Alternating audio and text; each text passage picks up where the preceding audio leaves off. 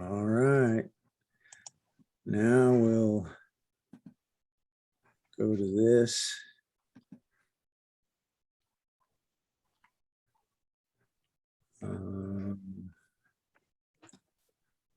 Go to, all right. Okay, some pretty pictures. This one anyway.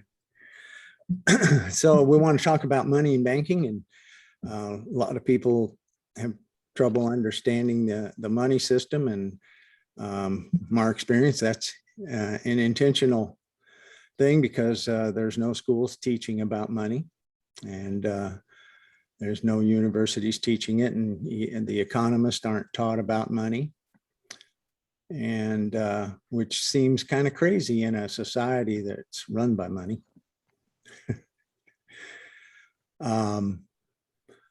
My whole impetus for getting into looking at money and in fact joining the Green Party, as far as that goes, I kind of came out of the permaculture movement and had been, living in a collective community for a long time, and or for 10 years anyway, and then got out, and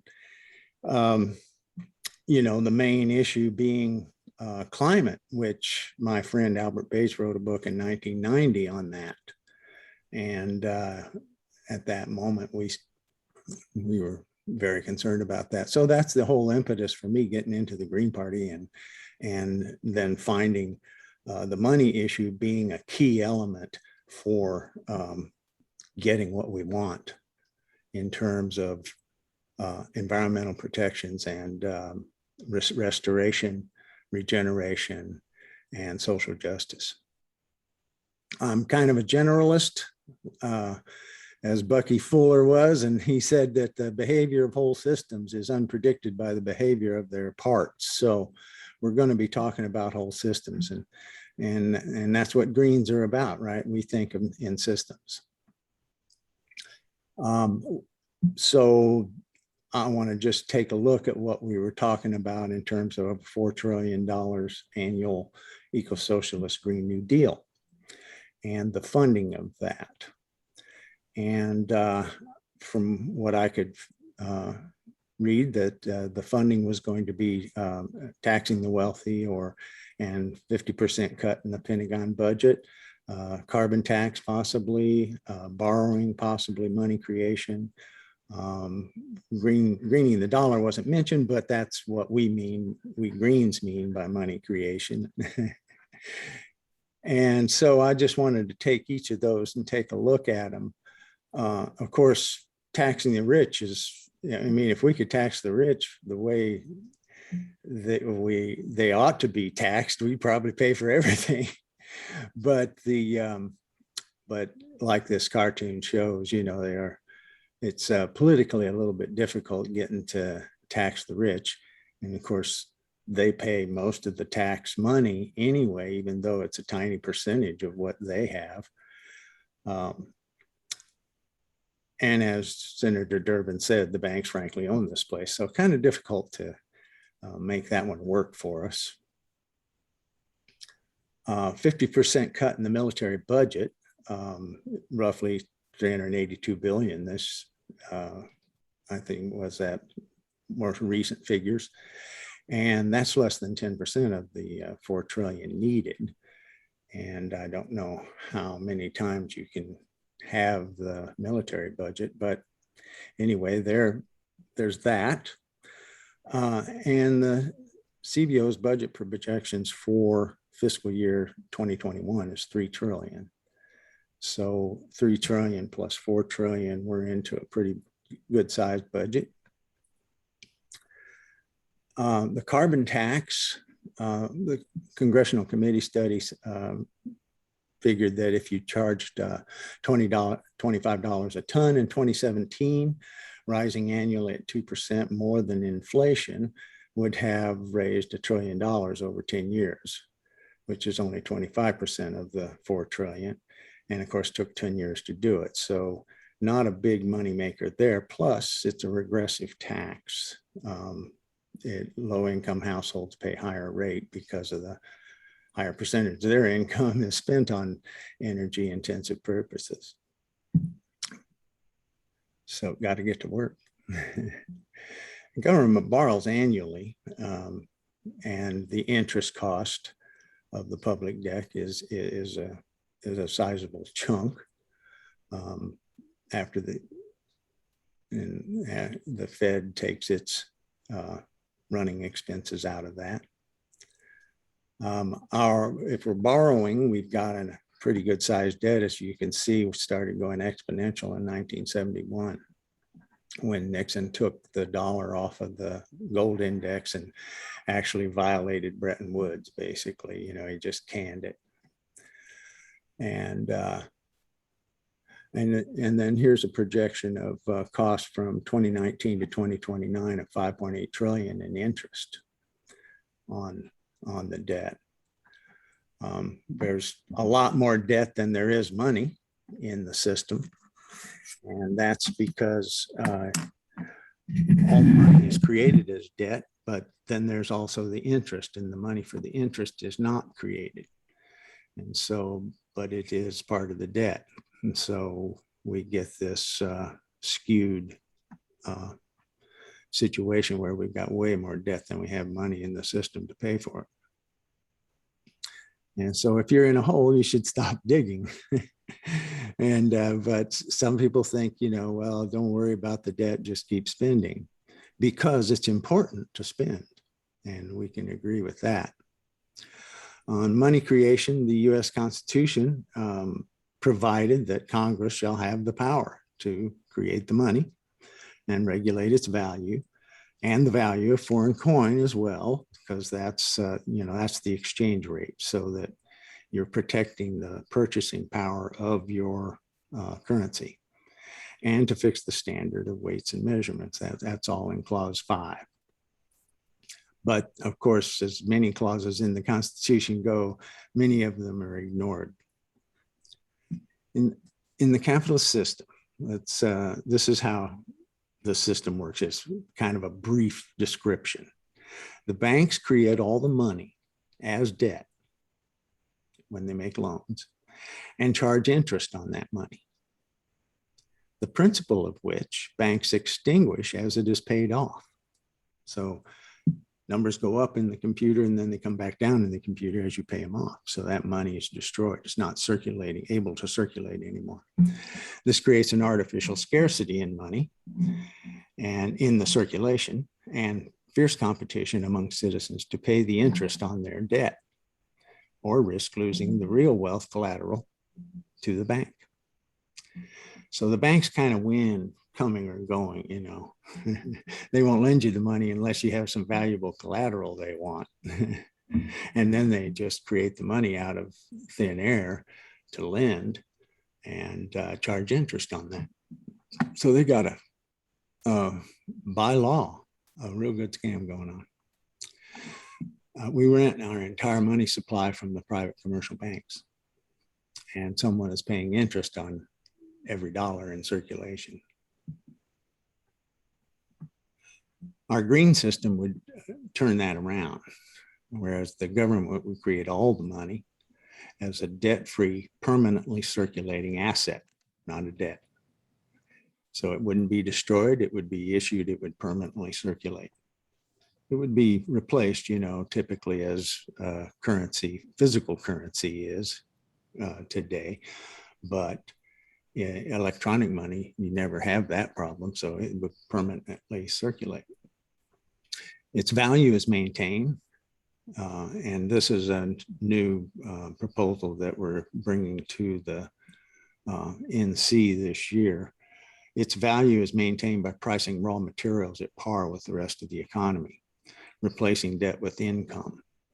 Our agriculture department already keeps all those figures for calculating that, what they call parity price. And of course, we don't adhere to that parity price today, and farmers are hurting, and we've lost a lot of farms because of it. But we can turn that around too. So, and under a green system, banks can only lend existing money. They no longer would create money. So they would just become the financial intermediaries that people believe they are already. But it would kind of change them, make the banking business a small business. Anything physically possible, ecologically wise, socially desirable is financially feasible. By that, I mean that the money could be created for it to do. You know, there's always concerns about inflation. People talk about, you know, well, if you let the government create the money, they'll just create inflation, trying to buy all that stuff for everybody. But as long as it's physically possible, ecologically wise, and socially desirable, and it's financially feasible. And so the key, of course, is ecologically wise. And so it would basically be in a public money system, Congress would be spending resources. Do we have the labor and materials to do a certain thing?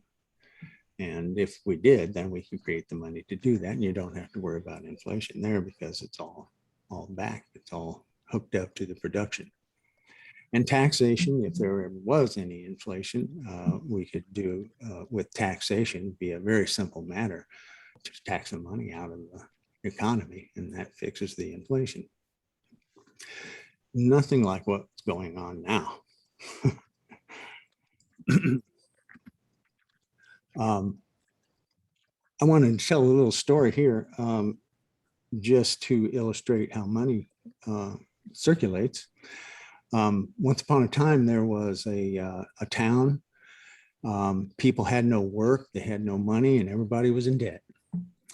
And not much happening in that town. And then one day there was a big car that rolled into town and pulled up in front of the hotel. A well-dressed man got out of his car and walked into the hotel. And he slapped a $100 bill down on the counter and said to the clerk, I'm interested in a room for tonight, but I'd like to inspect the rooms, if you don't mind. The clerk said, that'd be just fine. He said, okay, but it's been a long day, so I'd like to just go into the lounge, if you don't mind, for a few minutes and take a nap in front of the fireplace there. And they said, that'd be fine, that'd be fine. So as the fellow went in and sat in the big chair and slipped off to a nap, the clerk took that $100 bill and ran to the carpenter's house and paid his bill for the carpenter to have done some work for him. Well, the carpenter took that $100 bill and he ran to the hardware store and paid his bill there that he owed the hardware store man. And the hardware store man ran to the grocer to pay his bill for buying groceries and stuff for his family.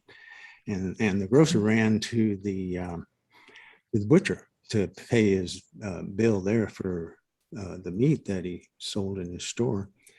And the butcher took it to his $100 bill to his prostitute, who he owed $100 to. And the prostitute ran to the hotel to pay the clerk for the rooms that she owed him for, and put that $100 bill back on the counter. Just as that man, the well-dressed man, came out of the lounge and came back up to the counter, and he said, well, you know, I think I'm going to be moving on. I don't think I'll get a room after all. And he picked up the $100 bill, put it back in his pocket, and got in his car and drove off.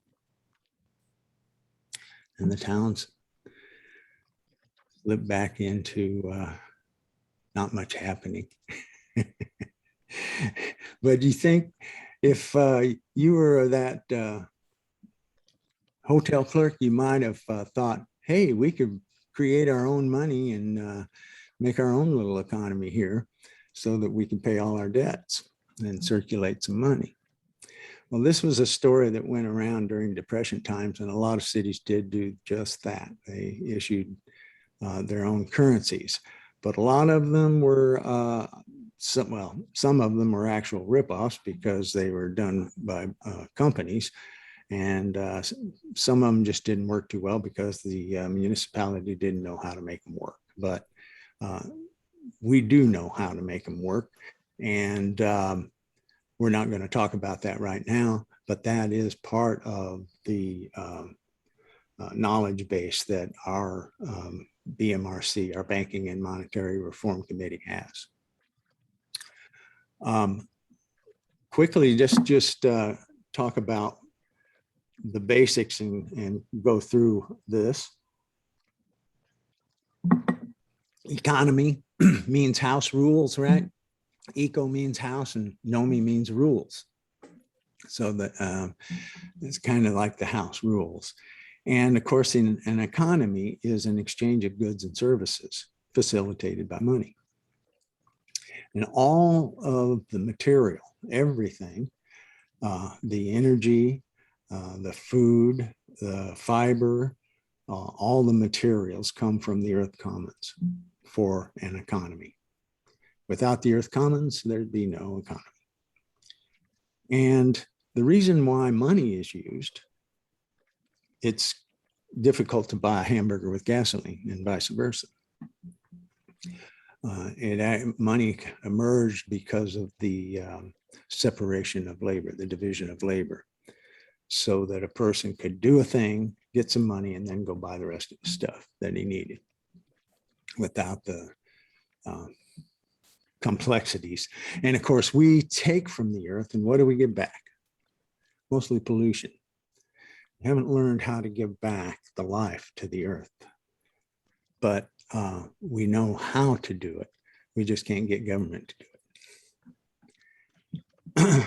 Now, the problem with the modern economy is, John Kenneth Galbraith said, and he was an economist, historian, diplomat, and I had the good fortune to read one of his books in one of the only college classes I ever took, which was a U.S. history class. And they used one of his books, which was beautiful because because he's not a liar, you know. he tells his stories true.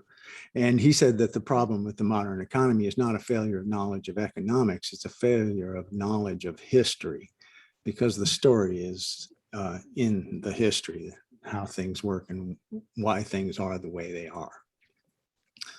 And he also said that the study of money above all other fields in economics, and of course, as I said, economists don't really study money much, but it's one of complexity and used to disguise the truth or evade the truth, not to reveal it. And if they knew it. And then also that the process by which banks create money is so simple that the mind is repelled. So we don't want our minds to be repelled, right? So we're going to accept it's very simple. So what is money?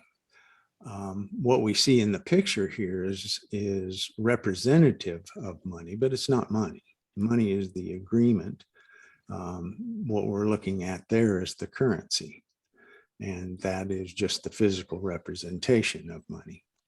Money, beyond whatever currency is used to represent it, is an abstract social power embodied in law as an unconditional payment system. So it's just, it's a payment system. Money creation now. Well, we'll go through what's going on right now. Yeah, well, not all of it, but as much as we could find out. And so, but the U.S. Mint mints the coins, right? They make 4 quarters for about 11 cents each. And so when the Treasury sells that to the Fed at face value, we make a profit. The government makes a little profit on that, 56 cents per dollar. And that's called seigniorage, the difference between the cost of production and its face value. Something that I had not even imagined existed ever before in my life when I learned about seigniorage. And of course, it makes some sense in terms of physical money. But of course, most of the money is electronic, so it doesn't really even apply. But we actually make profit. And because the government gets the seigniorage on that money, some people say, well, that's the only real money that the government issues. But is it really? I mean, because they sell it to the banks, and the banks use it only when one of their customers comes and wants some of their electronic money that was created through a loan in cash. And so then it's just in the bank reserves until it's issued as cash to one of their customers. So it's basically just to service bank customers. The same way with the bills. But the bills are printed for about 2 cents each. But we sell them for the cost of production. We don't get the seigniorage on these. The banks get the seigniorage when they issue them as a cash withdrawal for their customers. And that's when, so they get the profit off of $100 bill that costs 2 cents to print. I'm sure it costs more than that now with the more complex things. This was back in 2003, I think. But anyway, but all the cash in the whole system is only 3% of the money supply. So when we're talking about the cash, that's just a small amount. MMT, one of the things that they often say is the government is the monopoly issuer of the nation's currency. And a lot of people think, well, that's because they think that what they're saying is that the government creates the money, but this is not true. The government doesn't create any money. It prints the currency for the banks, but it's the monopoly issuer of the nation's currency. This is true. And it's, in my opinion, a bit deceptive language there. Most of the money, of course, is account money created when the bank makes a loan, and it's just recorded in the computer. And it's when they make a loan, or they can also buy securities. The commercial banks can buy treasury securities from the dealers, and they can create money for that too.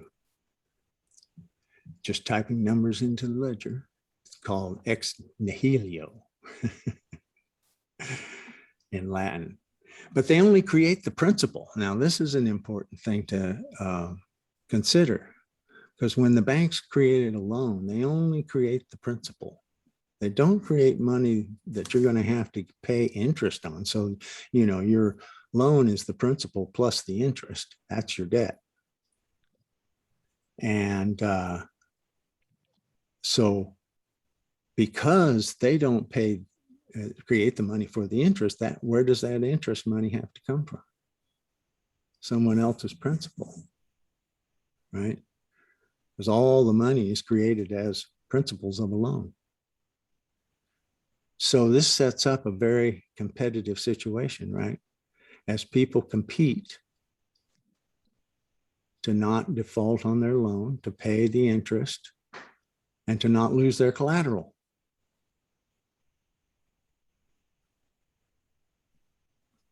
Money for paying the interest isn't created, but it's part of the debt. And the money to pay the interest must come from the principal borrowed by someone else or a new loan. You know, they can stay ahead by continuing to loan more. So there's more money in circulation to pay the interest. Well, here's where the interest is going. Most of us pay interest. That's the red bars. And the gold bars are the those who receive the interest, right? And this is UK numbers, but it's the same virtually the same every country. Whereas the top 10% are getting the interest, whereas everybody else is paying.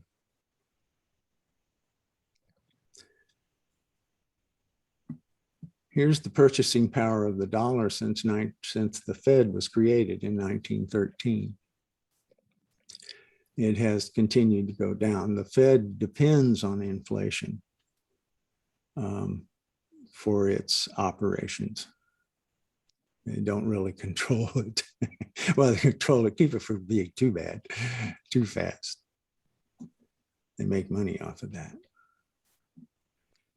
But when loan payments, which is money destroyed, exceeds loans being made, which is money created, the system crashes. And that's what happens.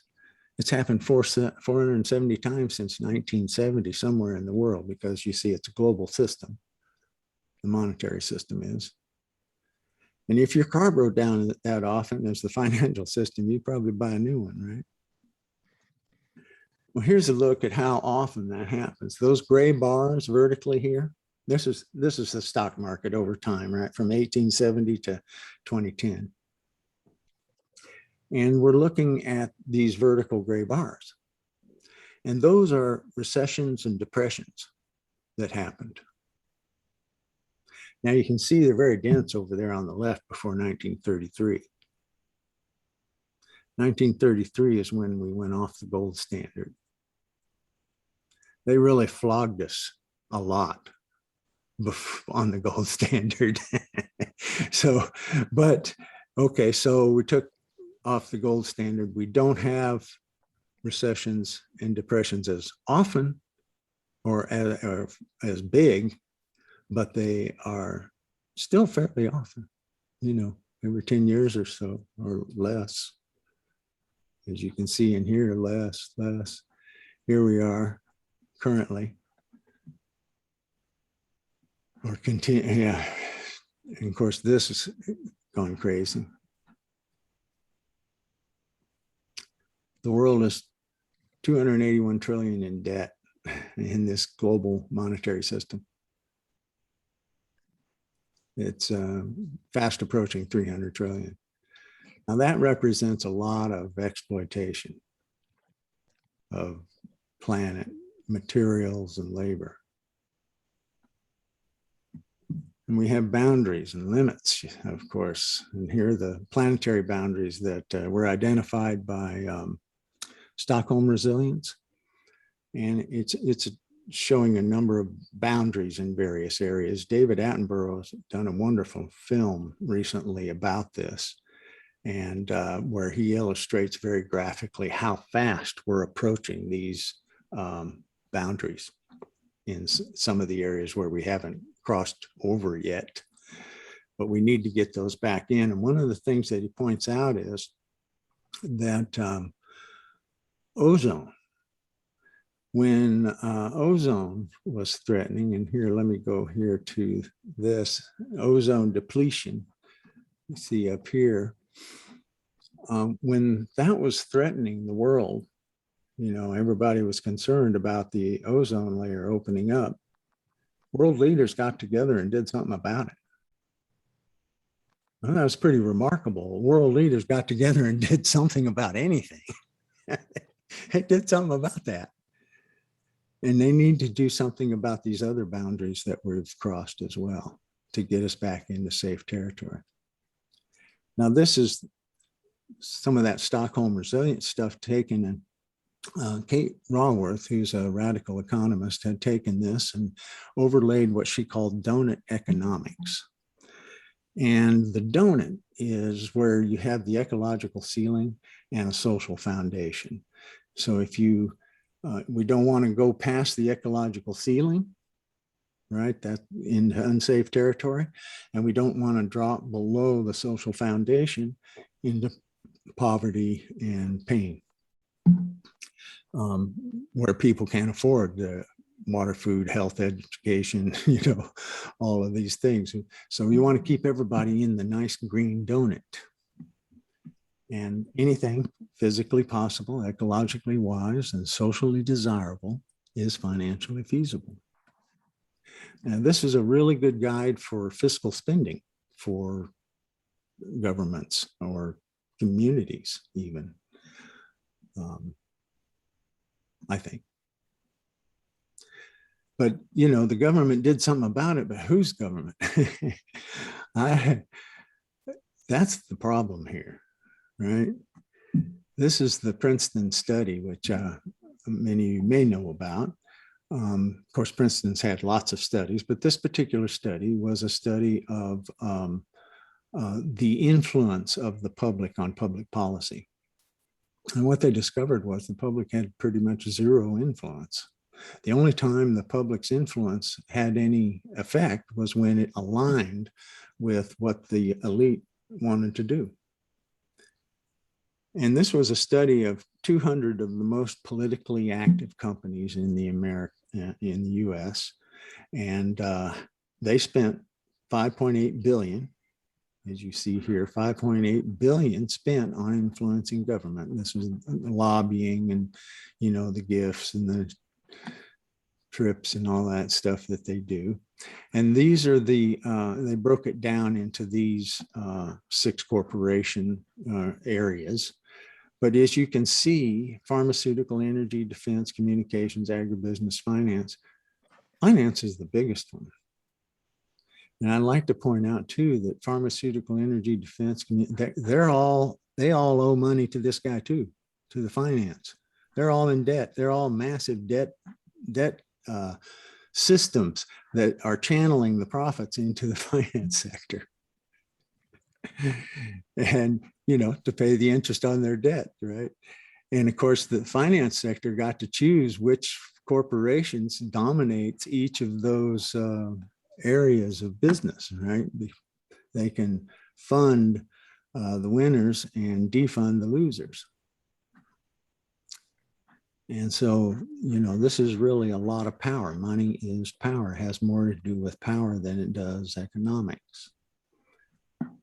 So they spent 5.8 billion. They got 4 trillion in taxpayer subsidies and support over the 10 years of this study. And I'm not a great mathematician, but I went and looked it up how to do it. And that's a 670% return on investment.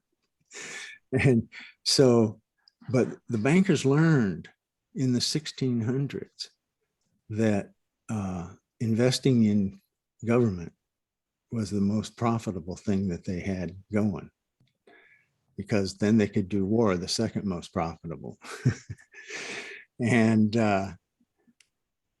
so that's what's been going on for a long time. And so not all monopolies are equal, right? We have big monopolies in the tech and fossil fuels and agriculture, pharma, media, and all that, and the military industrial complex. But big finance is a monopoly of monopolies. And I could even show that in diagrams, but I took that out because, it's not all that interesting. You get to the very top, of course, you find BlackRock and Vanguard owning everything, controlling interest in 1,600 corporations. As Carl Sagan said, you have to know the past to understand the present. And so we're going to take a little short history here. I mentioned the bankers operating out of the Bank of Amsterdam and in the 1600s, and they had kind of gotten control of governments through their monetary systems, controlling their monetary systems. And then because if you control the money, you control the government. And of course they had them warring with one another, and they get to choose who the winners were, right? By smart investments. And so we have the situation where England had its own monetary system, and they had a Catholic king, James. And so the capitalists figured out, hey, we can stoke the anti-Catholic sentiments in England, and which they did. And they had a lot of Bibles sent over there to England. And to the point where there's so much animosity towards King James that when the Prince William III of Orange invaded, he was welcomed by the people as their new king, and deposed King James and became the king in 1688. And he was funded by the capitalists out of the Amsterdam Bank, and they were of a lot of different, a lot of Dutch and Scottish and English wealthy people. So 4 years later, after he's made king, he gives control of Britain's monetary system to the privately owned Bank of England, owned by those very same investors who had funded the Glorious Revolution. So we have the Bank of England basically funding the British Empire. And of course, the US was part of that empire until they revolted. And the reason they revolted was because they had developed their own monies, and they were circulating their own currencies issued by their own state governments. And it had taken a long time to figure that out. There was at one point more people going back to England than there were coming over, until they figured out the money thing. And then they started having prosperity and people coming over. Well, the Bank of England didn't like that. And of course, the House of Lords, those were the investors in the Bank of England. And so they didn't like it either. And so they outlawed the continental or the currencies in the colonial governments, the colonial script.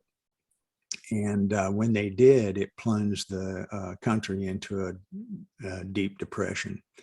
And it took 10 years of depression and depressing the money. They were still states, some of them in defiance, were still issuing some money, and people were getting hung because of it and stuff like that. Well, as Ben Franklin pointed out, it was the money issue is what the revolution was all about. And of course, we won that revolution militarily, and it was all funded by publicly issued money, debt-free money issued by the Continental Congress.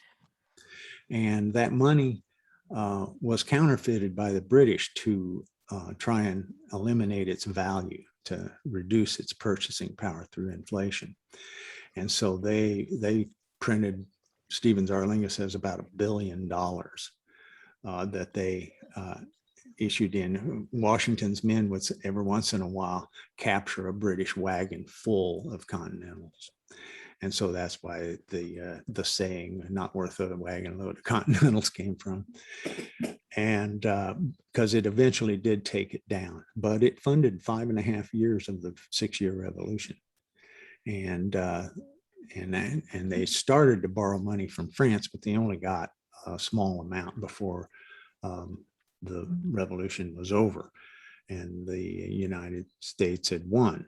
But they lost monetarily because in the power struggle afterwards between Jefferson and Hamilton won. Jefferson was a farmer and Hamilton was a banker. So you know how that comes out. And so the bankers won, and they kept the debt money system in private hands.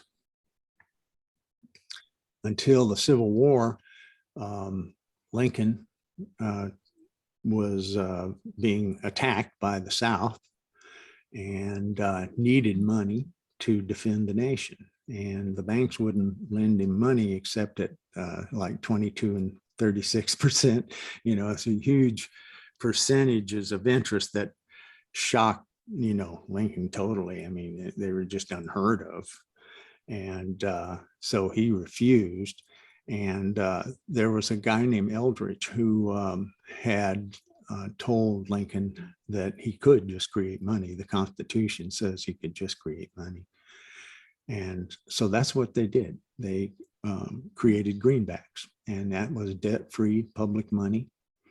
It was permanently circulating currency because there was no debt associated with it to destroy it. So it was, in fact, reissued every, for up until the 1970s, or actually until till Clinton. Actually, Clinton ended reissuing the greenbacks, which were just a small amount, about, I think 400 million in the budget. So a fairly small amount from what we do today, but they finally eliminated. Of course, it took a long time for the bankers to get it squashed and get it out of circulation, because it just was a permanently circulating currency. And so it just kept creating wealth for the people as it went. And of course, that's what the whole progressive movement of the late 19th century was all about, was demanding more greenbacks to be issued. And that's what that whole thing was about. They were eventually defeated and tricked. And of course, the bankers are very tricky today, and they were tricky then. And they fooled the people into passing the central bank legislation that gave us our Fed, a privately owned corporation. And of course, when they got the Fed, it wasn't long before they were having depressions. There was a depression right away, actually, in the early 20s, and then the big one in 29. And of course, when banks are operating, they're making money when they're lending. And if a big bubble gets going, they're happy to lend and get more and more loans as long as you've got collateral. And then when it crashes, they get the collateral, which is real wealth. It's not stuff that's just created out of nothing. It's land, it's homes, it's businesses. And in 1929, the banks just stopped making loans, and it caused a contraction in the money supply. No money, no economy, boom. The Pecora Commission investigated in 1933, and that's what they determined, that the banks had created it on purpose. Well, their owners got a huge transfer of wealth. Well, there were also people in 1933 who were paying attention and wanted to change the money system. And they actually proposed the same 3 essential reforms that greening of the dollar proposes, which is that the government should create the money, Federal Reserve banks would be nationalized, and the Fed, in other words, put inside the Treasury, and the power to create money would be removed from the private banks, and making them 100% reserve banks, what they called it, which meant that they couldn't lend any money that didn't already exist. They couldn't create any money. Dennis Kucinich in 2011, Stephen Zarlinga, actually, in 2006, he came to the Green Party meeting in Reading and talked to us. And told us about the American Monetary Act, and which he had developed with some other people over a period of long time. He had done 11 years research into the money system. And his book, as Michael Hudson says, is essential to understanding money. If you want to understand money, you've got to read his book. And it's called The Lost Science of Money. Now that information is getting out widely, but that's good. But it is an important book in terms of history, and it's basically not just so much his book, because it's kind of a summary. It's the bibliography that's behind it, and all of the source material that he found, and that stuff's really tells the story of power.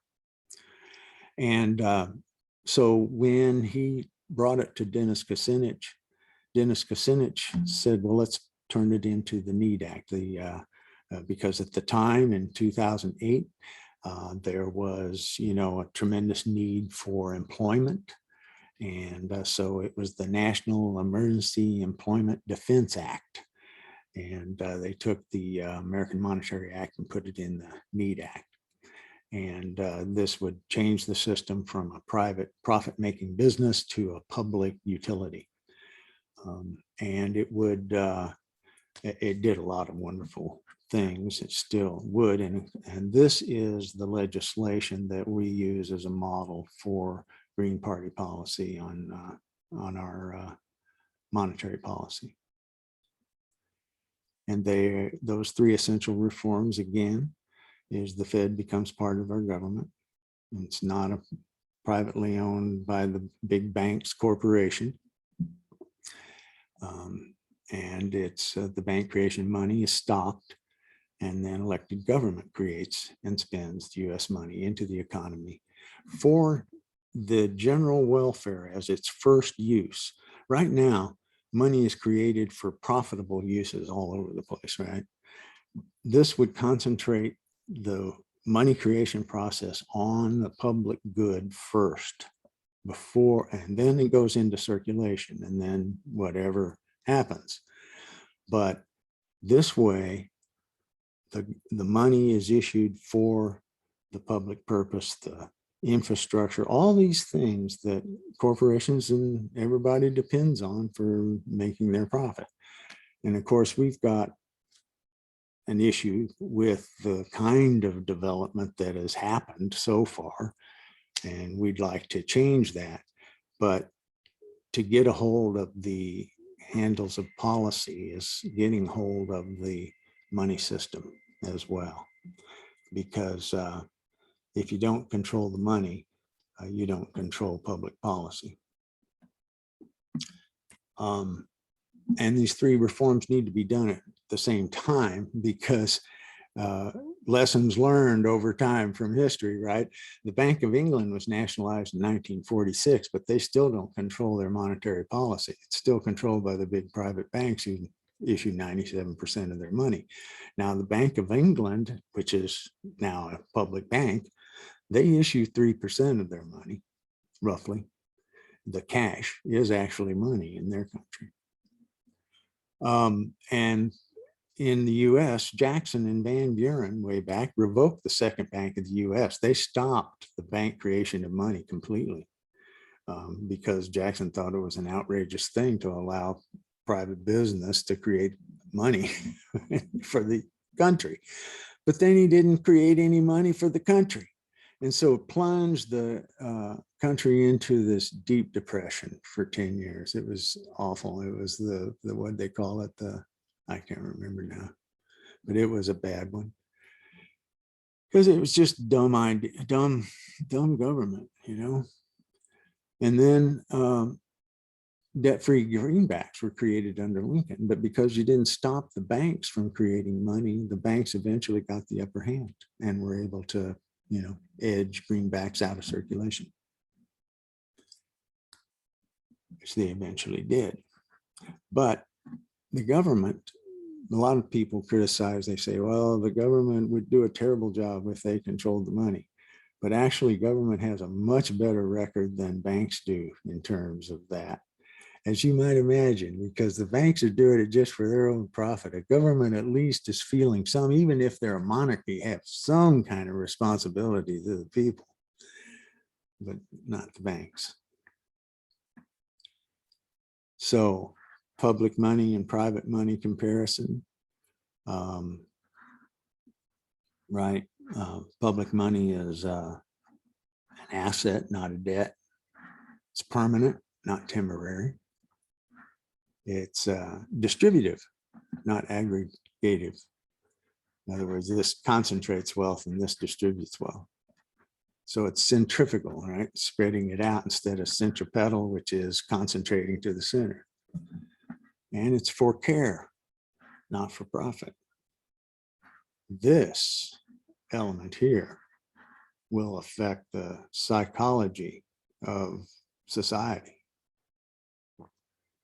Changing from a for-profit system sets up a for-profit system creates a for-profit mindset throughout society.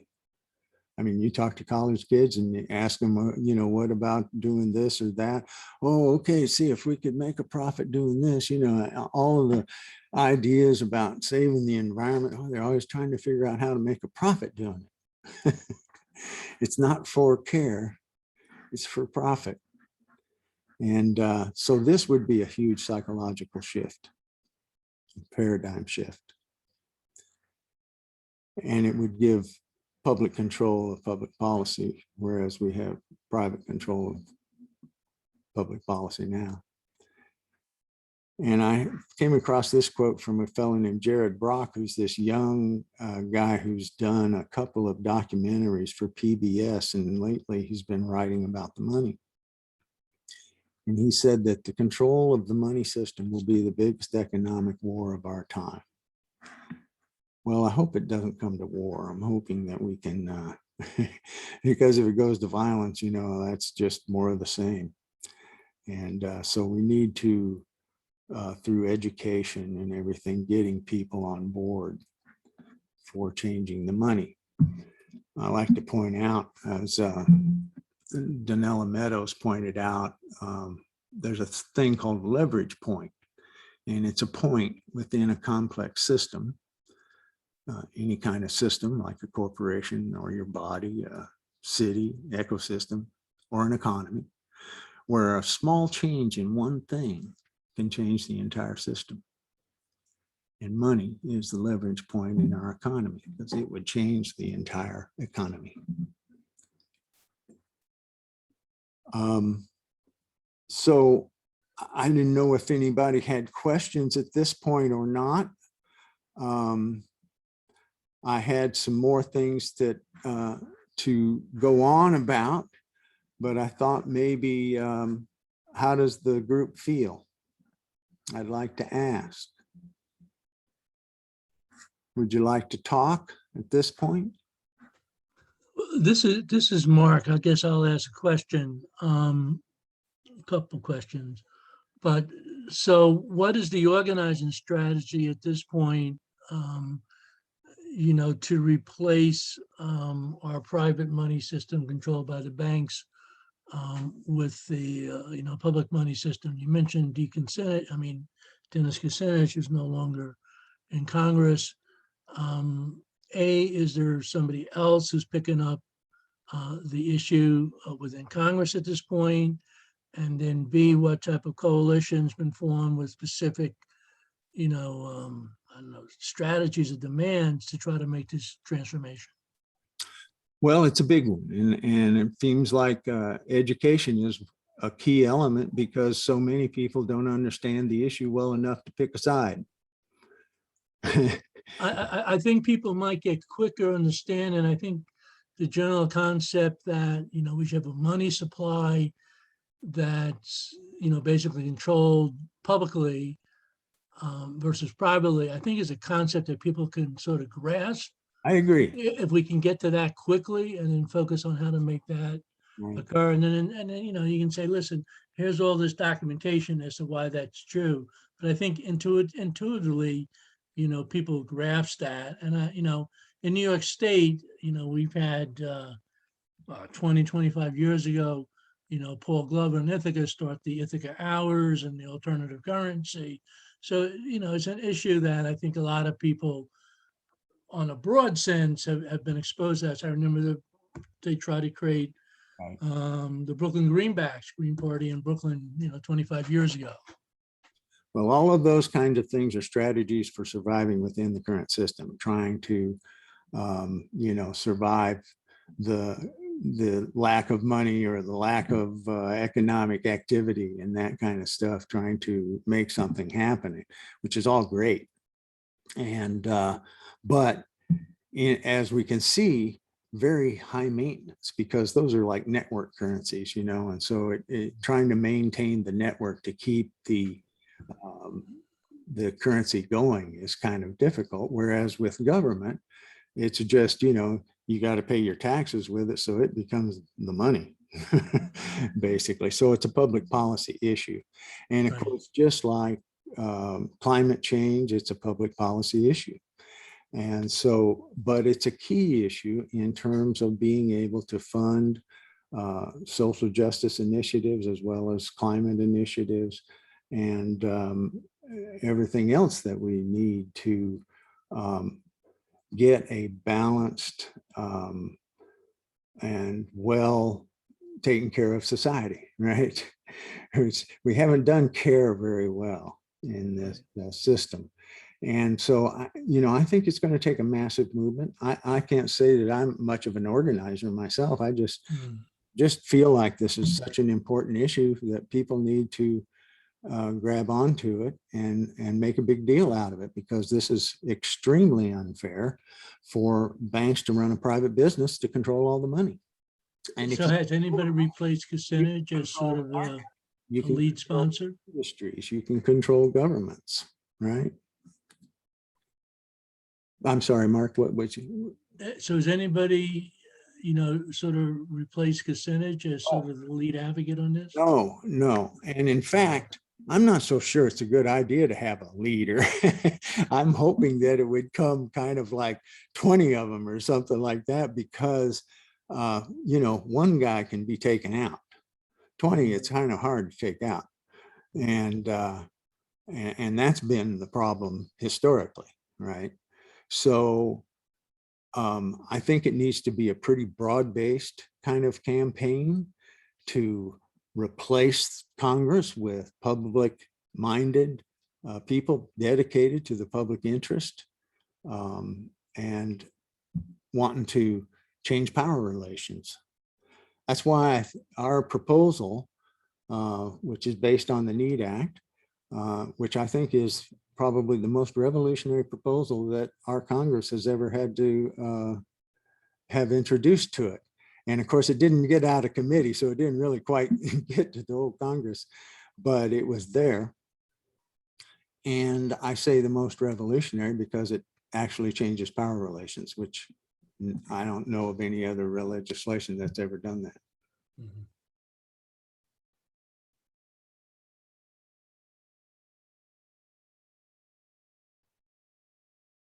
And then I had a very technical question. I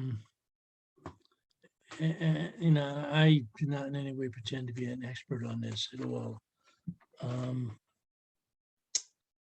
But you had this point about how green value is maintained by pricing raw materials at par with the rest of the economy. How does one price raw materials at par with the rest of the economy? What about it? Well, how do you do that? Or what does that mean? Well, there was a 10-year period from 1942 to 1952 in the United States where we passed legislation that created parity pricing for the farmers, so that it guaranteed that because they were producing 70% of the materials, fiber and food, and it guaranteed that they would make enough to cover their production costs. Right. So instead of going out of business, as farms have been doing forever, because it's kind of hard to make it in a economy where you have wealthy people controlling the markets. And so the government stepped in and says, we're not going to allow that to happen anymore. We're going to set prices. And they had calculated what the parity price would be. And that is very technical. And I'm not going to even try to get into that. But the Agriculture Department maintains all of those figures so that they know what the parity price should be for the raw materials coming out of farms and mines and everything. Miners, farmers, everybody should be getting a income that covers everything that they need. What that does is expand out through the entire economy so that everybody has a living wage. It replaces debt with income. Yeah, I remember, was it the mid-70s? It was a big priority pricing effort among the farms. Yeah. Probably what 10 years? Yeah. And sort of petered out. Yeah, because, same old story, right? Money controls, and they didn't have the money. The farmers didn't have the money. The bankers had the money. You had asked a question, Mark, that we could maybe go ahead and address now. Early on, you had asked me, is the Bank of North Dakota the banking model we want? So I was going to talk a little bit about the banking, and I don't know where this red line came from, but anyway, there it is. In banking, there's two kinds of banks. There's a bank of deposit and a bank of issue. And if you Google bank of deposit, you won't learn anything, because every bank's a bank of deposit, you know, in that sense, right? Every bank deals with deposits, right? So it doesn't really register out there in cyber world. But if you Google bank of issue, it does. And it'll tell you what a bank of issue is. And bank of issue is one who's authorized by law to issue money. And that's our commercial banking system. And that's what the 1913 Fed law did, was gave them that power. And a bank of deposit is how banks, credit unions, the Bank of North Dakota operated, where they just lend existing money. They don't create money. And so they're lending deposits. That's why they call them a deposit bank. The post office used to be a deposit bank, and without providing too many services.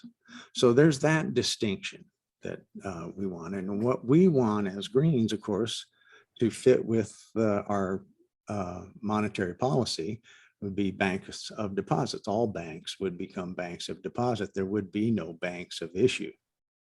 No banks issuing money that they created out of nothing. Our public banking plank states that we support public banking consistent with greening of the dollar plank. That is, that the power to create money no longer resides with banks, private or public. And we support the expansion of state and municipal public banking based on the model of the Bank of North Dakota, which does not create money when it lends, but lends only funds already deposited with the bank. Well, we wondered if that was true, because we had been reading the Bank of North Dakota material, and they don't talk anything about that. And so one of our members called up the CFO of the Bank of North Dakota and asked him that question, and they didn't want to talk about it. And of course, we know that their charter from the original days, that's what they were all about, was taking state money and trying to help their farmers and all of that kind of stuff. But if you talk to farmers in North Dakota today, they'll tell you, no, that bank in North Dakota ain't helping us a goddamn bit. And they're pretty pissed about it. Well, so is the Bank of North Dakota the model that we want? Well, I don't know about that, because in their documents is this paragraph down here in my lower left here. You know, typically a bank would be, you know, publicly owned, creates no money. It's not authorized to issue money. It lends existing money, and its interest goes for the public. And it's insured. Well, the public, the Bank in North Dakota is insured by North Dakota, whereas the bank of issue, like JP Morgan model, I call it, is privately owned, creates money, authorized by law to issue money, and lends money it creates, and charges interest, which goes for its private profit. And it's insured by the government, FDIC. But the Bank in North Dakota over here has this little paragraph in there. It says, although individuals receive student loans directly from B&D, so they did help out students there by getting them into debt, and they are not targeted for other loans or retail accounts. B&D does not offer credit card or ATM services to the general public. Individuals and businesses must work through their local financial institution for business, residential, and most agricultural loans. If the local bank or credit union wants to participate on a loan with B&D, or the borrower wants to access a B&D program, the request comes through the lead financial institution, not the borrower. In other words, they act as a backstop to the financial, to the private commercial banking system there in North Dakota. That's not our idea of a public bank. I think you'll agree. And we did some further research, one of our members did. They wanted to compare what the benefits of a monetary reform, the NEED Act, passing the NEED Act would be compared to what a public bank could do. And this example is Wisconsin, based on Wisconsin. But in the NEED Act, and this is taken for a typical year, and this is kind of a conservative estimate. So an estimate of the national seigniorage would be $600 billion. In other words, we would have $600 billion of new money created that the government could spend. And the law requires 25% of that gain to be distributed to the states on a per capita basis, right? And so that would be roughly 150 billion in this example, which means Wisconsin would get about 2.5 or over 2.5 billion. Now, if they had a public bank based on 3.1% net interest, these are fairly conservative numbers, each $1 million of loans would gain 31,000 to the bank. So the Wisconsin bank would need an $85.1 billion loan portfolio to generate $2 2/3 billion, right? Well, the B&D, so I was wondering about that. Well, that sounds pretty big, but is it big? I don't know. So I went to the B&D loan portfolio to look up what they had. It was 4.7 billion. Okay. The amount of money that it takes today, plus as has been pointed out too, the politics are very different today than they were in 1917. Okay, I think we could all agree there, especially in North Dakota, rural North Dakota, right? So winning the public bank will certainly be a battle, but it of course will be controlled by the politics that we have. And that's why I say the public bank, the public money thing, again, is taking control of public policy so that you could have public banks that weren't such corrupt setups, which there's so much corruption today that, you know, there'd be considerable chance for that. As the need grows, maybe it'll get better. But anyway, I had a little piece on banking that I thought I'd share with you there. Something to think about.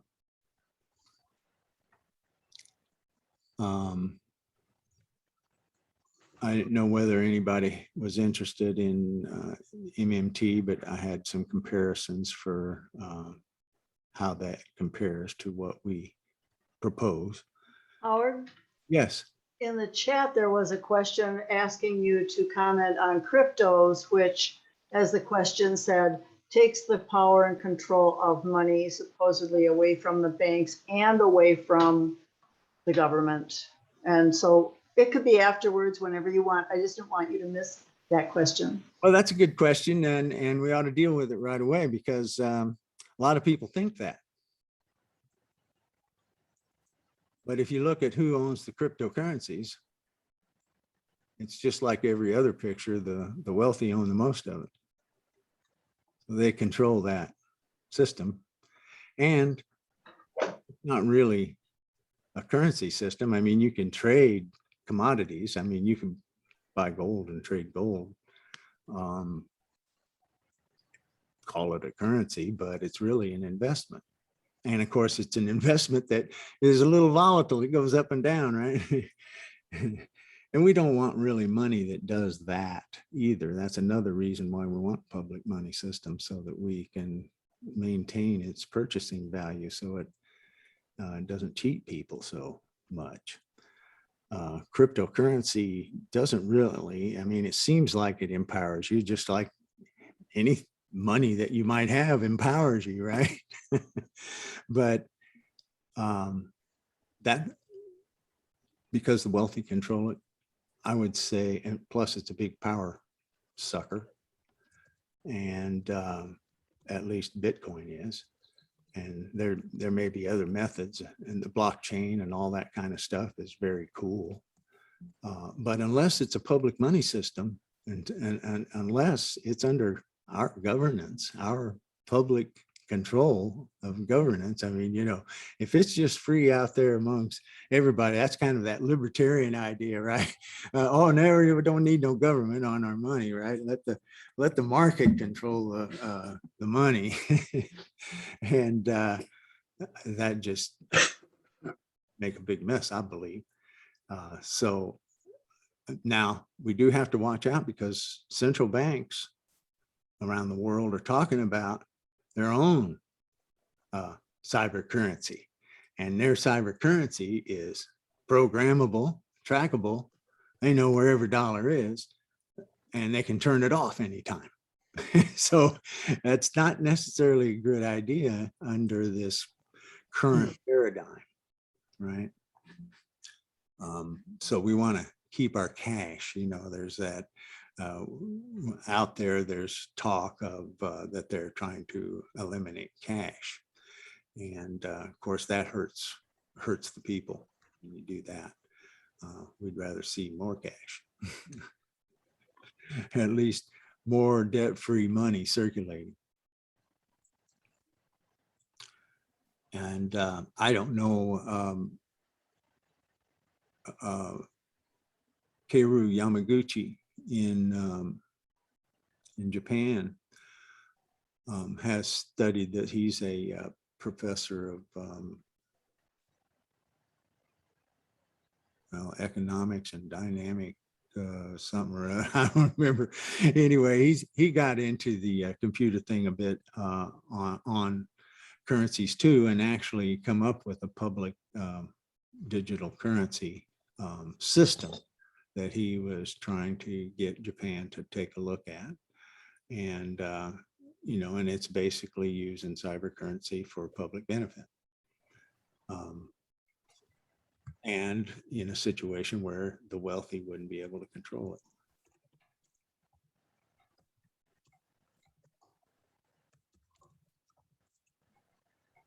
Dominate it. And of course, that's the problem with money, really, anyway. Even a public money system, we will have to deal with large aggregates of money already. You know, we'll change the money from that's one thing about the transition. We haven't talked about what the transition would be like, but it's overnight, the money goes from debt money to US money. And so as loans are paid, that money's not destroyed. It just goes back to the government. And until all the loans are paid off, and then the whole system has been transitioned. But so those large caches of US dollars out there in the Cayman Islands would overnight become US money. Now, that would mean that it would no longer be necessarily earning interest. And if we wanted to, the government could put a demurrage fee on it, which is like a parking fee on the money, so that it slowly declines in value. There's a remarkable thing about monetary systems that have done that, creating enormous prosperity and doing a lot with less. And I could get into some more stories about that. I'm big on storytelling. But let's see if there's any more questions out there. I've got a question. Yeah. I wonder if you could talk a little bit about how with the banks controlling the money supply for interest and profit that they have to make, that forces them to use only short-term thinking and always be careful to invest in something that will return a profit right now. And what our saving our ecology for the kids requires, to the contrary, is some longer term, a little bit of far-sighted investment in things that, like you said, carrying economy. Or if you could just talk a little bit about that problem with private money, the short-term versus long-term thinking, please. Yeah. Well, we have a debt money system, and that engenders short-term thinking. Can't hardly think past the next quarter, right? Now, if you're thinking about retirement, you might think longer term, but typically day-to-day business kind of thing is short-term thinking all the time. And that is a function of what they call net present value. And let me see, I have actually something in my presentation on that, and let me go get to that part, and we can give you some diagrams to show you what I'm talking about a little bit. I am not a mathematician, so I couldn't help you with that part, but this really comes from oh dear, what happened? I lost my cursor. Yikes. Okay, now it's back. All right. Get down here, see if I can find it. Yeah, here we go. All right. Well, this really kind of ties in with a story about Wurgel, Austria, which I don't know if any of you have ever heard before, but let me tell you a story. It really comes from this guy, Silvio Gesell. It's his fault. He wrote a book called The Natural Economic Order, and he's the one that had identified demurrage, because he was watching ships coming in. The ships have to pay a demurrage fee, or get paid a demurrage fee if they aren't unloaded on certain time, stuff like that. Anyway, there's a parking fee that they have to pay. And he said that to make money, we must make money worse as a commodity if we want to make it better as a medium of exchange. Because he was saying, if it's a commodity, then, well, then it's an instrument of power, because it can be accumulated. But the mayor of Wurgel, back at the depth of the Depression in 1932, had been reading his book. Gesell died in 1930, so this is a couple of years after his death. And there in the depths of the Depression, the guy's reading his book, and he says, hey, let's start issuing our own money with a demurrage fee on it. Took it to the city council, and they said, okay, we'll give it a shot. They weren't sure this would work, but they were willing to try anything, because, well, it was the depths of Depression. There's no work, and the factory was closed, and everything was pretty depressed. And so he had $40,000. The city had $40,000 in their bank account, and actually it's shillings, so much less than dollars. But just for my simplicity, I just want to speak to it in dollars, that it's the same amount of difference in terms of what I'm trying to illustrate here. And that is that, so they issued $4,000 in demurrage currency. It was a stamp script that you had to buy a stamp every month to make it come back to its full value. But that stamp was only 1% of the cost. So $1, it's a penny stamp. and or dime stamp, no, penny stamp. And so this, you know, it was not much, but it kept the money from being hoarded. People spent it constantly.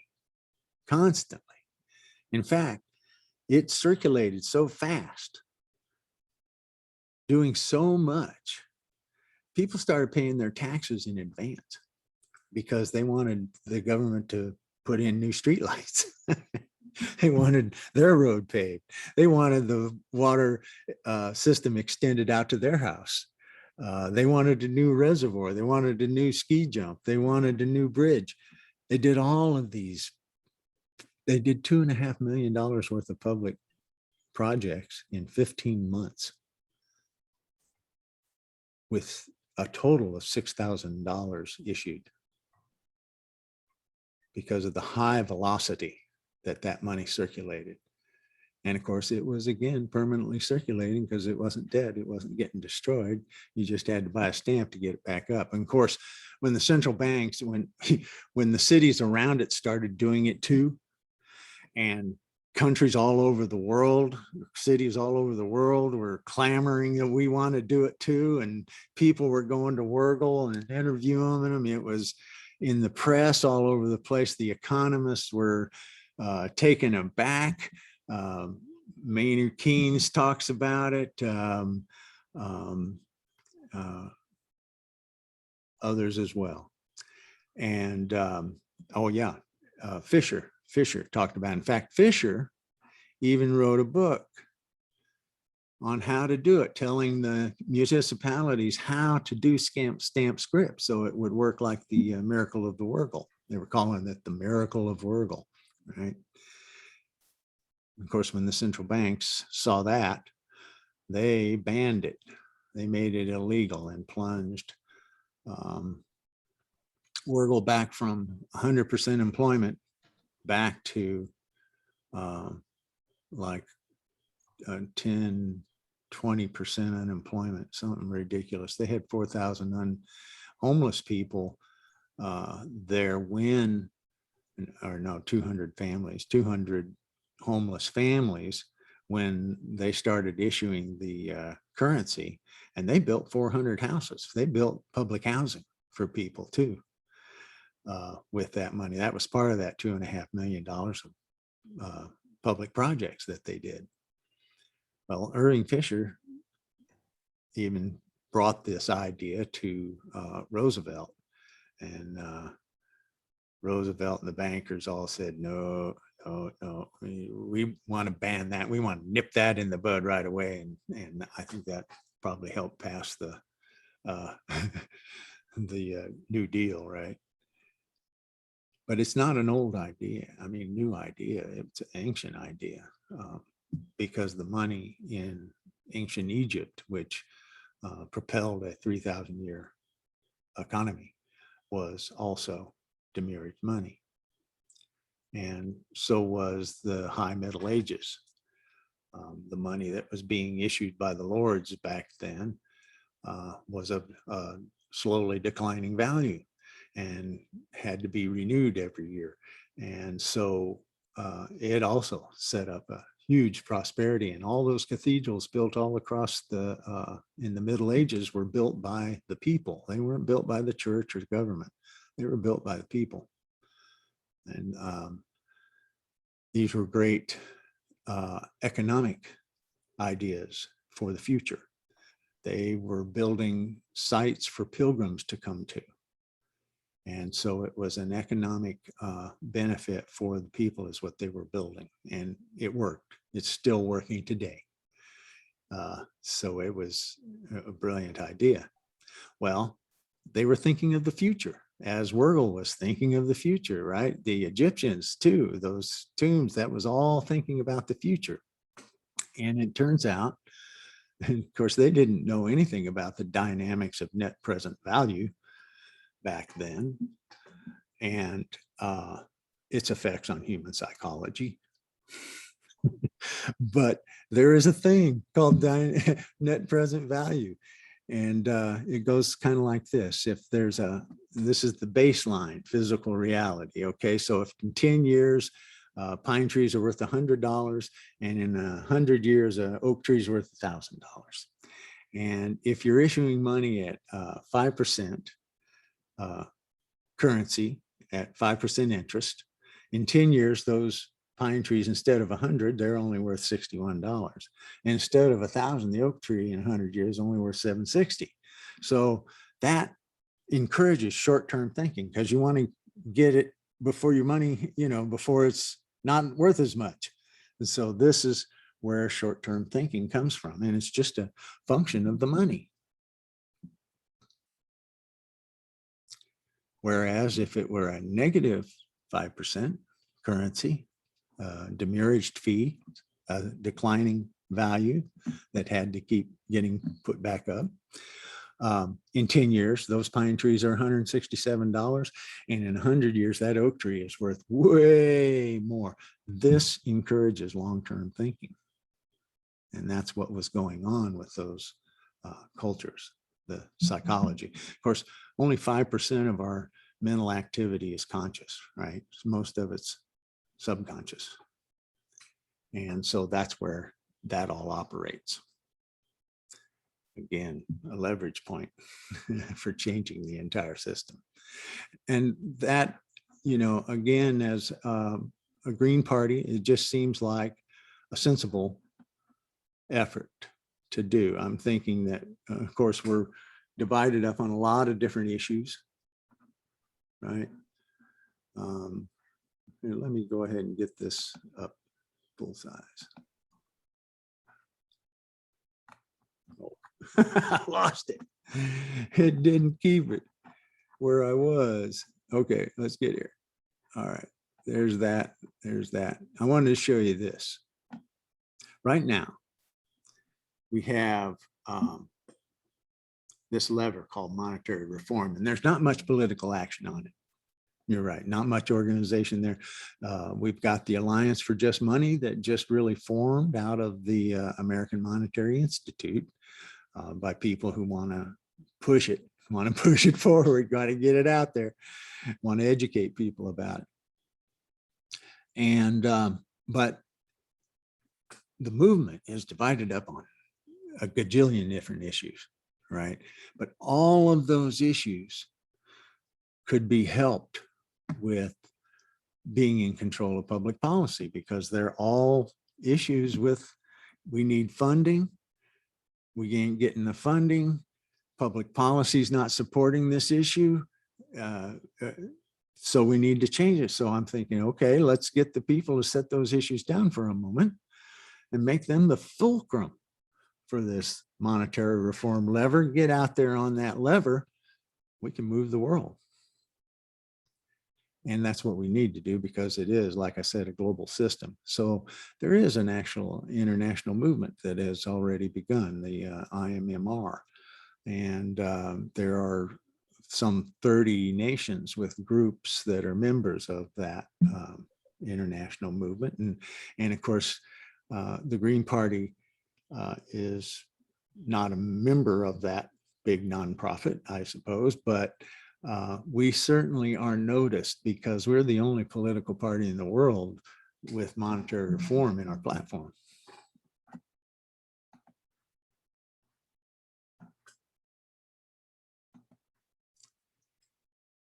Yeah.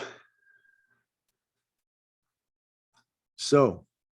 Other people have questions? Mary or Becca, Howie, Diane? Yeah, I have a question. Can you hear me? Yeah. Yes. Okay. Well, when we're talking about the eco-socialist Green New Deal, the amounts of money that we propose annually are like really gigantic amounts of money, and people will think, oh no, I mean, they seem so big. They're bigger than, I think, the current military budget for a year. So can your monetary reform create money to cover this action that we need for the transition, as you say, to Yeah. to survive? Yeah. I haven't really dug into the details of what exactly you want to spend the money on in the Green New Deal. I have my own ideas of what would be an effective way to fight climate change.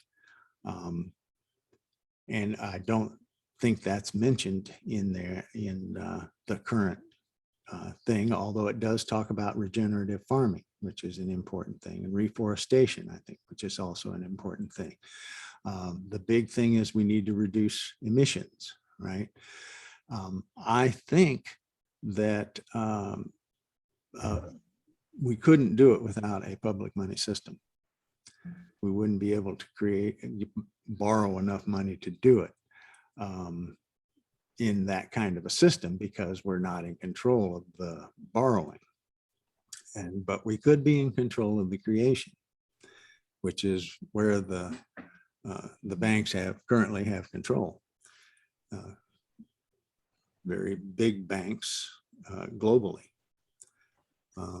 About 20 big banks control most of the world, and 2 big asset management firms control most of those corporations. So it's a big lift, but what else have we got to do? We got to get a hold of our government's public policy, and there's other nations that are seeing the same thing, that they got to do the same thing. People all over the world are recognizing that they've got to do the same thing. Now, maybe not in China. It's a little bit more heavily controlled. And also, they've also eliminated a lot of poverty there. We're not trying here. So we need a public money system to be able to address that kind of thing. We have a system now that gives money to people who don't need it. And we need a system that gives money to people who do need it. You know, it's kind of like in a house heating system. You know, you put the outlets where the heat comes out under the windows, where the cold comes in. That's how you make an efficient heating system that can give you a balanced temperature in your house. Well, if we have a monetary system that's not putting the heat at where the need is, you know, it's not going to be very comfortable. Does that answer your question, Becca?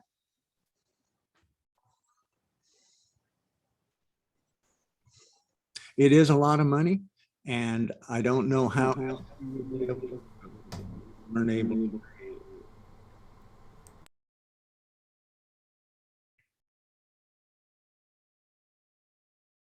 You're muted. Trying to persuade people to your platform, and your platform has a price tag that is you know, humongous, then you also have to present a way that the money is going to be diverted and created, even like quantitative, what do they call it, quantitative easing or something like that, where there would be enough money to How much money did you get for quantitative? It didn't get out to the people, right? That was making rich richer. You know, that's kind of like the whole game that we've got right now that's going on. There's enough money to fund what we want to do, but I hear you. Talking about trying to sell a price tag like $4 trillion, that's kind of tough to do, even though recently the Fed's created what, 7 trillion. But I'm thinking that, you know, the numbers aren't what's important. It's the control that's important. It's also important to remember, you know, that the Green New Deal has 2 parts of it. And one is what do we need to do to avoid climate collapse, which in my opinion, we're not going to be able to do because of politics. But if you do want to avoid climate collapse, you know, what is required to do that? And then, that has a certain price tag. And the other concept is that we're not going to be able to create or solve climate change without solving as well the broader problems of inequality and oppression, across the planet. And that's, so it's like 2.7 estimate for the climate, and 1.4 for sort of the economic bill of rights. But the problem is, if you do something like the 3.5 trillion, which is what the Democrats are talking about now, that's not going to work. If you look at, for instance, the amount of money they're putting in for just say heat pumps, good idea, really good idea. Basically, that money runs out. It's an 8-year budget is what they're talking about. That money runs out in 2 years. Sanders' Green New Deal for housing talks about, we need to create 1 to 2 million, additional housing units, energy retrofit. Good idea. Under that timeline, it only take us, 60, 70 years to do it. I mean, the problem is the timelines that they discuss invariably lead to climate collapse. And if you believe that the most important thing is to avoid climate collapse, you figure out what you need to create in order to make that occur. And then you work your way back it. And yes, we're not going to do that under our present political or economic system. I mean, even, the Pope was basically, has been very negative towards capitalism. He says capitalism has failed. Capitalism has not provided for the common good. It has created gross economic inequality and disparity. And there is no way under the present capitalist system that we're going to avoid climate collapse. Exactly. So what do you do? That's And the it's a point. more fundamental change is what needs to be discussed. Price tag to me And the most is important, but not the biggest thing. I think the most fundamental change that we could do is changing the money. That's fundamental to the entire economy. In fact, it is a key element in capitalism, because if the capitalists don't control the creation of money, they aren't capitalists anymore. And Well, I think it'd be helpful for the monetary committee things that to I have a very I think clear important. platform, which can be presented 10, 15 minutes to a group, have the 2-hour presentation behind it for people to dig into. But, we have to, I think monetary reform, yes, we don't, we want a public, control of the financial system. All the 3 points that you have made, how do we, sort of build support for that? And it's like, I do a lot of lobbying. I did anti-poverty work for 30 years. I always ask people, what is your elevator speech? Yeah. How do you explain this to somebody in a minute? And how do you explain it in 10 minutes? You can't explain things in an hour and a half, 2 hours on the initial approach. Well, we do have, I certainly use an elevator speech a lot. I make a lot of comments on blogs and things all over the place. And each one of those is like an elevator speech, right? Addressing their particular issue. But I think what I'd like to point out too is the psychology, because I think it's real important that we maintain a positive psychology about what it is we want to do. We can't go out and tell people we're not going to be able to do this. We can do this if, we can do this if, and if we do this. And I think that's a real important thing for us to try and cultivate, is that, because Henry Ford said a thing that was, I thought, pretty good one time. He said, whether you believe you can or whether you believe you can't, you're right. So that's that first cause place, your first cause. Is it to change things or not? I I also, appreciate that, Howard. Go ahead, Mark.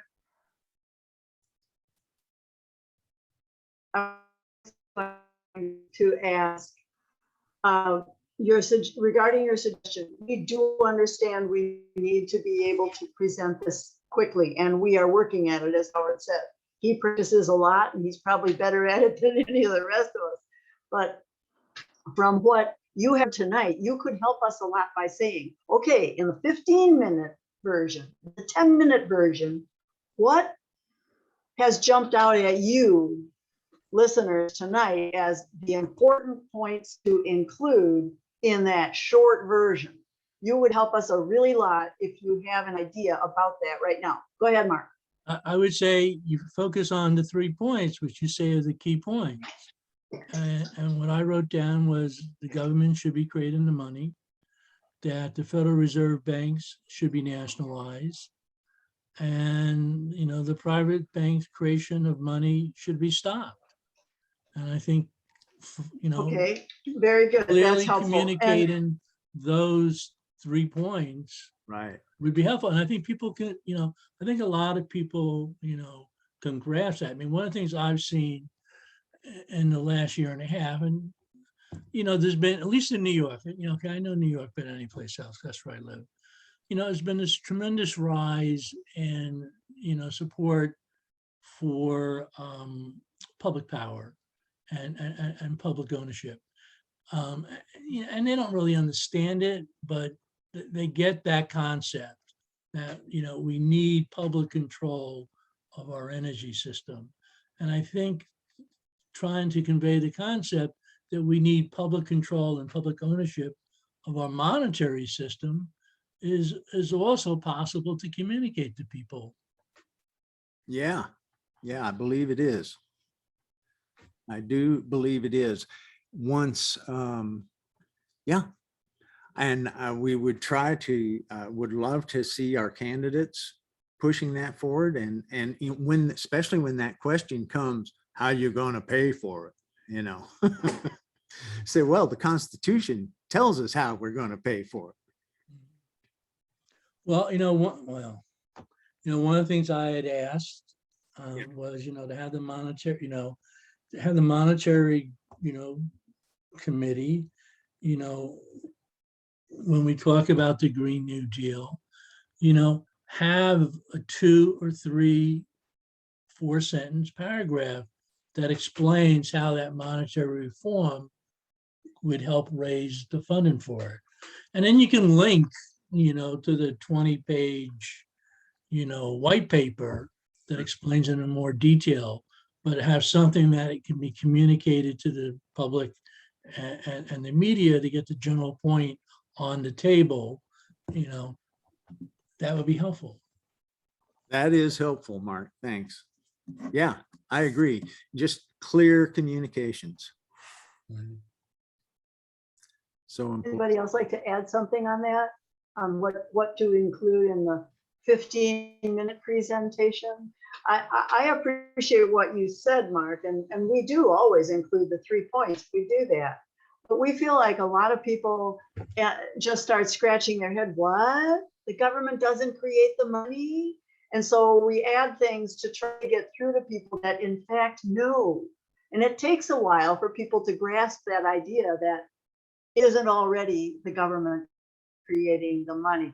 That's one thing. And then I wonder, in this presentation, did a lot of people feel like it came very clear that our current private money system is the biggest reason for the growing inequality, that this 100 years No. of the Federal Reserve system I don't think is that the was thing clear. behind it? And would that be, you didn't I get don't think that? that was clear at all. Do you think that would be a valuable point? Yes. And to be honest, I don't think it really takes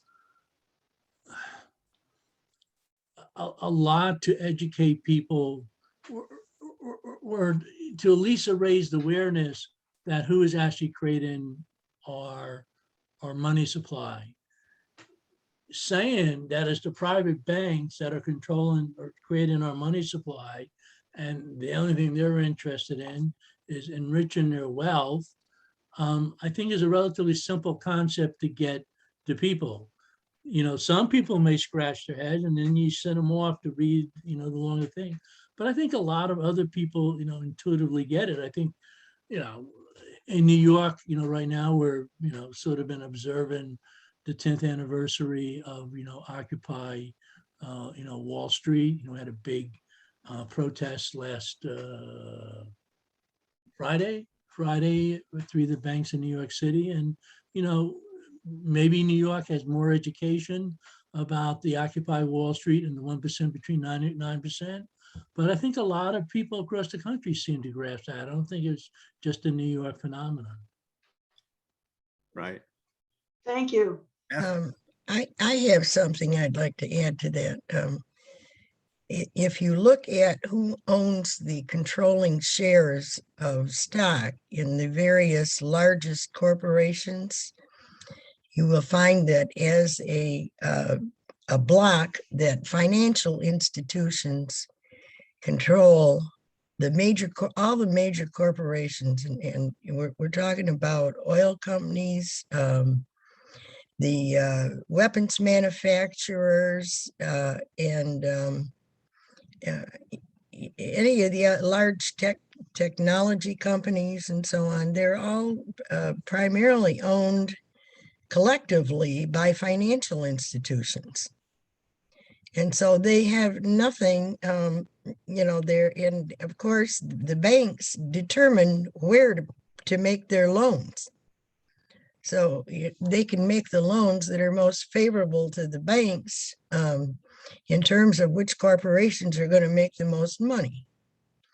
And so if you look at it from that standpoint, I mean, all the money that gets into our new money that gets into circulation ends up going to these big corporations and their CEOs and their shareholders.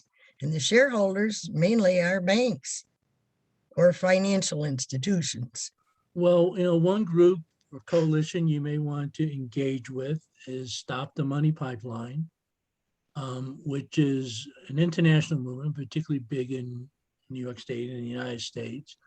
And, they are going after the banks and the insurance companies for their continuing financing of fossil fuel companies. Yeah. I think JP Morgan put $50 billion last year into additional fossil fuel investments. I'm not sure the exact number, but somebody quoted me that recently. So these are people who are looking at the financial system.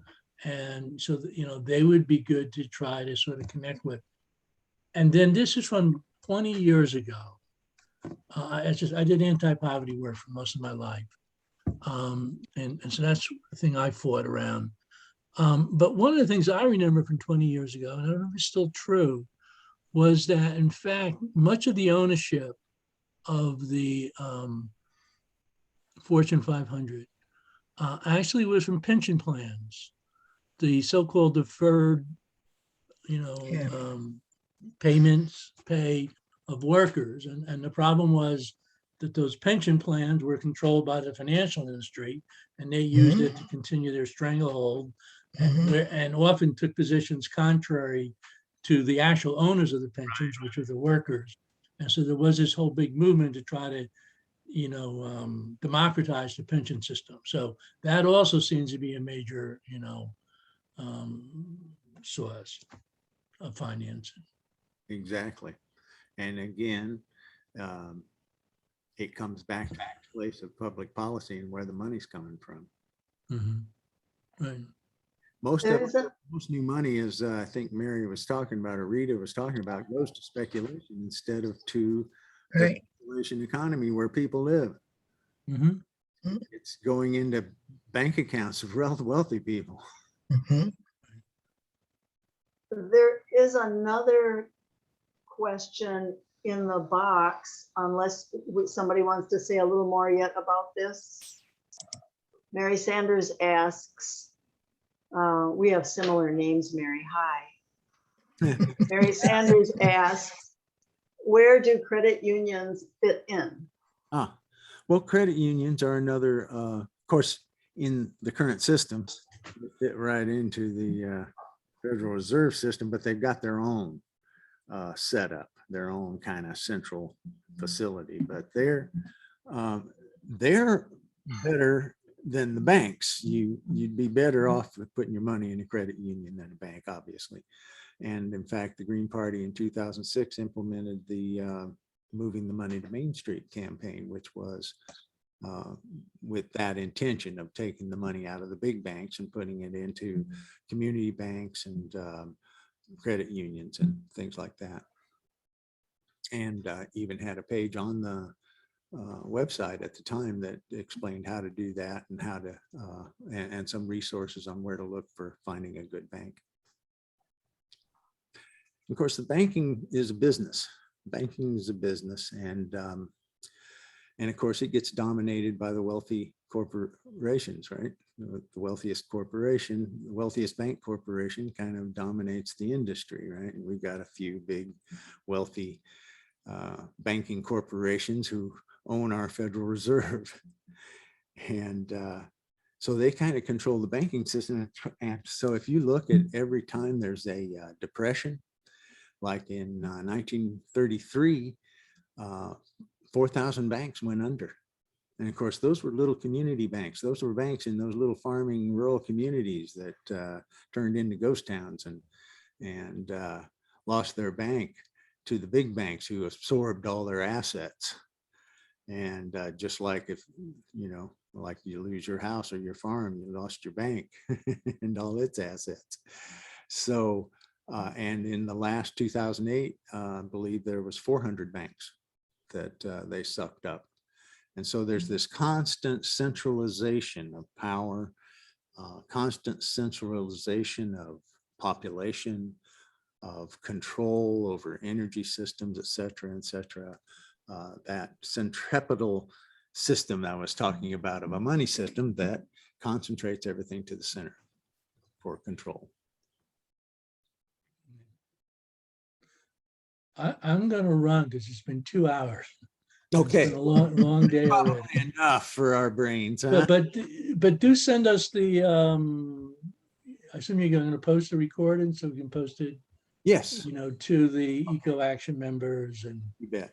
post it to our Facebook page so people can read it. And let's continue to talk and, you know, Yes. others can continue, but I have a few other things I need to do before I fall asleep. Thank you very much, Mark. It's been very helpful, and Well, thank you. was able to talk to y'all. Okay. Have a good Thanks to everyone. Thank you. Thank you. I enjoyed it. I was sorry I was late. All right. Well, we'll be doing some more of these kinds of things, I think, coming Great. up. So Oh, we'll, each of you may want to recommend a talk like this, even with a little more specific focus, to other groups that you participate in. We are happy to do these talks. Yeah. Diane is from the Peace Action Committee. Virginia. I invited those folks today to join us, and all right. I'm Excellent. glad to job, see Rita. Diane here. All right. Yeah, and thank you, Rita, for that. But I was at the the International Committee meeting before this, and that's why I was Oh, late. okay. Yeah, okay. it was tonight. Mhm. All right. All But right. thanks. Okay. Well, good night, everyone. And thank Night. you very much. Good night. And